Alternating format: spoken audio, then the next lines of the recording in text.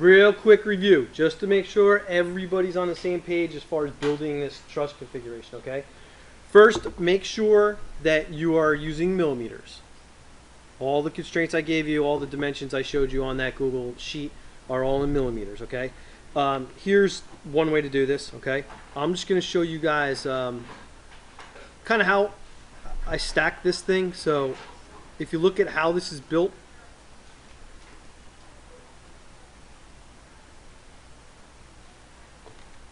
why can't I?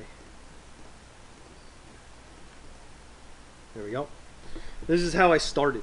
Okay, so all of those are on one sketch, and then, you know, I put those on top of that construction line sketch, which I have hidden here. Here's my sketch. All right, I use the center marks of those. Okay, and then I did my sketch on top of that, and then extruded at the depth of each one of those. Okay, the next step to this would be to put in a couple of these horizontal ones. So if I unsuppress those, you can see I literally drew that sketch on top of my existing one, stacked it on, just as if I was going to be gluing those members together. All right, taking advantage of surface area as I put them together. All right, then I added these to the back. Okay, I drew that on the back, extruded it back. All right, I did a lateral brace. Okay, which actually went on the inside of that one I did before and the outside of the one on the top. Again, all the way down to the bottom here, so those two overlap each other, taking advantage of surface area while I'm gluing it together. And then I did my final one across here. All right, and then I just mirrored the whole thing.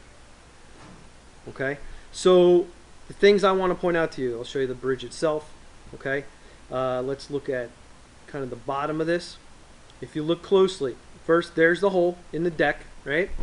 If you notice, my floorboards here, going from the front to the back of my bridge, are sitting on top of that bottom horizontal piece.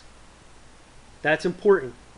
So the load that I place on the top of my deck is going to come down to my floorboards. My floorboards are going to push that pressure out to the sides right here. I put these together using two sides of these vertical beams are being glued together with horizontal ones face to face. All right, so that transfers that load out to my trusses. Okay, pulling down on those, then that load would be pushed out to my triangle. Okay, that's how you want to go about this thing. All right, a couple questions people have been asking me is, yes, I made the distance between my sides larger than the actual deck board. Do that, please. It's only 5 millimeters, the requirement. Wider than the actual deck, I want you to do that. So from inside to inside is larger than the width of that piece of decking. Okay, that way there's no issue. You drop it in there, you glue it down. The test plate will fit without any problems. All right, are there any questions about how to go about this? All right, then obviously when I did this thing, I made my deck as one piece with my floorboards. Okay, and then I did my struts. Now notice, I did not go crazy beefing up all of these struts. There's basically no load being applied to those struts. All the struts do is keep your bridges, your two sides from falling into each other, right?